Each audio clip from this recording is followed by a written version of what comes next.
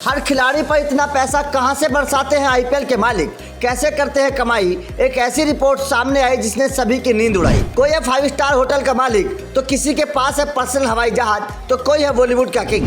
कितने तरीके से कमाई करती है आईपीएल की टीमें। अरबों रुपए का है खेल, रातों रात बदल जाती है जिंदगी। बहुत बड़ा है आईपीएल का बाजार, कई तरह से बरसता है टीमों पर पैसा। आईपीएल में 3 तरह से होती है टीमों को कमाई। कई खिलाड़ियों की रातों रात किस्मत चमकाई। जी हाँ, आईपीएल एक ऐसा बाजार है जिसकी दुनिया बड़ी रंगीन होती है। पैसा, पार्टी, दौलत, शोहरत, सब कुछ यहाँ है। लेकिन क्या आपने कभी सोचा है कि ये सारा पैसा कहाँ से आता है, किस तरीके से टीमों को कमाई होती है। तो चलिए जनाब, आज हम अपनी इस रिपोर्ट में आपको बताएंगे, जिस सच को जानकर आप भी हैरान रह जाएंगे। आईपीएल की शुरुआत साल 2008 में हुई थी। उस वक्त आईपीएल में सिर्फ 8 टीमें हुआ करती थी। उसके बाद साल 2022 में इसकी संख्या बढ़कर 10 हो गई। साल 2008 में शुरू हुए इंडियन प्रीमियर लीग में मैच 15 सालों में दुनिया भर की स्पोर्ट्स लीग को पछाड़ दिया और फिलहाल दुनिया की सबसे महंगी और क्रिकेट की सबसे महंगी लीग बन गई है। इस लीग के दौरान खिलाड़ियों पर खूब पैसों की बरसात देखने को मिलती है। तो वहीं दुनिया भर के क्रिकेटर्स इस लीग का हिस्सा होते हैं। रातों रात कई खिलाड़ी मालामाल हो जाते हैं। अब ऐसे में सवाल खड़ा होता है कि आखिर आईपीएल के मालिकों के पास इतनी कमाई कहां से होती है जो एक खिलाड़ी पर वो कई करोड़ रुपए खर्च कर डालते हैं। इसके जवाब में हम आपको आईपीएल के रेवेन्यू मॉडल समझाने की कोशिश करेंगे।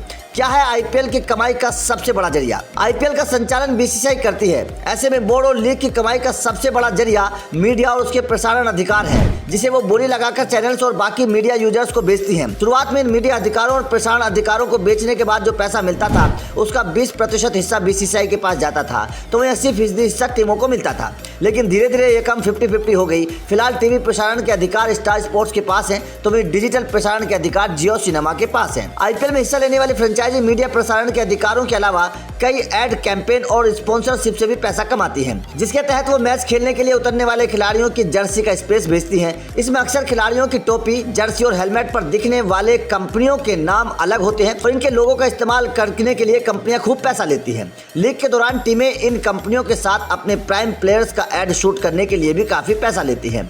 आईपीएल में 3 तरीके से होती है टीमों को कमाई। आसान भाषा में कहें तो सभी टीमें आईपीएल में कमाई के 3 हिस्से में बटी हुई हैं। पहला हिस्सा है सेंट्रल रेवेन्यू। इसमें मीडिया प्रसारण अधिकार और टाइटल स्पॉन्सरशिप आती है। सेंट्रल रेवेन्यू में टीमें कुल कमाई का करीब 60 से 70% हिस्सा बटोरती हैं। तो वहीं प्रमोशनल रेवेन्यू से 20 से 30% कमाई की जाती है। इसके अलावा तीसरा हिस्सा लोकल रेवेन्यू होता है, जिसमें टिकटों की बिक्री समेत बाकी चीजें शामिल होती हैं और इससे फ्रेंचाइजी को करीब 10% कमाई होती है। कुल कमाई में टिकटों की बिक्री भी देती है बड़ा योगदान। जी हाँ, कोरोना काल के बाद आईपीएल में फिर से होम और अवे वेन्यू के फॉर्मेट की वापसी हुई है, जिसके चलते हर टीम कम से कम 7 मैच अपने घर पर खेलती है। इसके चलते हर टीम में होने वाली टिकट बिक्री का करीब 80% रेवेन्यू फ्रेंचाइजी मालिकों के पास जाता है। तो वहीं 20% हिस्सा बीसीसीआई और राज्य संघ के बीच बढ़ जाता है।